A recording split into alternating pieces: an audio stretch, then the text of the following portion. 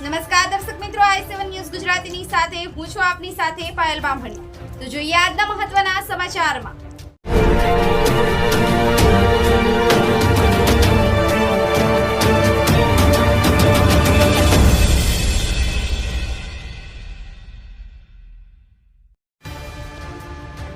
ભારતીય કિસાન સંઘ દ્વારા મામલતદારને આવેદનપત્ર અપાયું।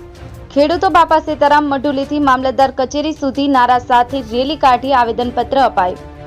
તાજેતરમાં રાજ્યમાં મુસળધાર વરસાદ પડ્યો છે, પરિણામે ગુજરાતના અરવલ્લી જિલ્લાના માલપુર તાલુકામાં ખેતીના ઊભા પાકને નુકસાન થયું છે।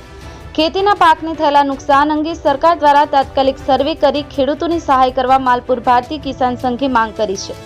આ સહાયમાં નાના અને સીમાંત ખેડૂતો સહાયથી વંચિત ન રહે તે માટે માલપુર મામલતદારને આવેદનપત્ર આપ્યું।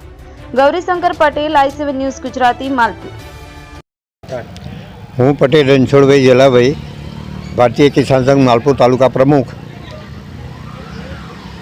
ચાલુ વર્ષે અતિવૃષ્ટિના કારણે માલપુર તાલુકામાં તમામ ખેડૂતોના પાકો નિષ્ફળ ગયેલ છે। અતિશય પાણી પડવાના કારણે જમીનમાં પાણી ફૂટી ગયું છે અને પાક કોવાઈ ગયો છે। એટલે અમે કારોબારીવાળાએ મિટિંગ કરી આયોજન કર્યું અને એવું નક્કી કર્યું કે આપણા સાહેબશ્રીને રજૂઆત કરીએ અને આવેદનપત્ર આપીએ કે જેથી ખેડૂતોને પોતાના પાકના નુકસાનીનું વળતર મળી રહે। એ માટે અમે સાહેબને આજે આવેદનપત્ર આપવાનું નક્કી કરેલું હતું। બીજો મુદ્દો અમારો એ હતો કે એપીએમસીની અંદર ખેડૂતો જ્યારે માલ વેચવા જાય છે ત્યારે ખેડૂતોને લૂંટવામાં આવે છે વેપારીઓ દ્વારા।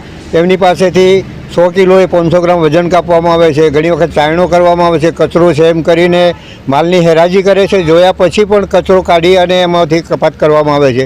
બીજું કે ખેડૂતો પાસેથી મજૂરી પણ એ લોકો વસૂલ કરે છે। એટલે એક પણ અમારો એક મુદ્દો હતો અને આ સમસ્યાનું નિવારણ માટે અમે સાહેબને રજૂઆત કરી છે, આવેદનપત્ર આપ્યું છે।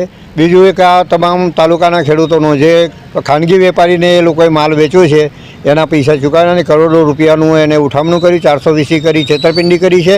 એટલે એ પણ ન્યાય મળે એ માટે પણ સાહેબશ્રીને અમે રજૂઆત કરી છે। અસ્તુ।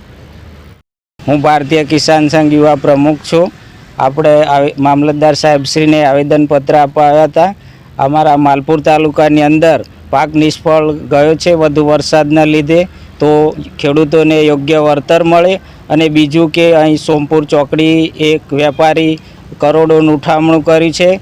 એ ખેડૂતોના ઘઉં ખરીદી ચેક આપ્યા છે પણ એના ખાતામાં બેલેન્સ નથી, તો એ વેપારીને પકડી એના સામે કાયદેસરના પગલાં ભરવા અમારી સૌ ખેડૂતોની નમ્ર વિનંતી છે।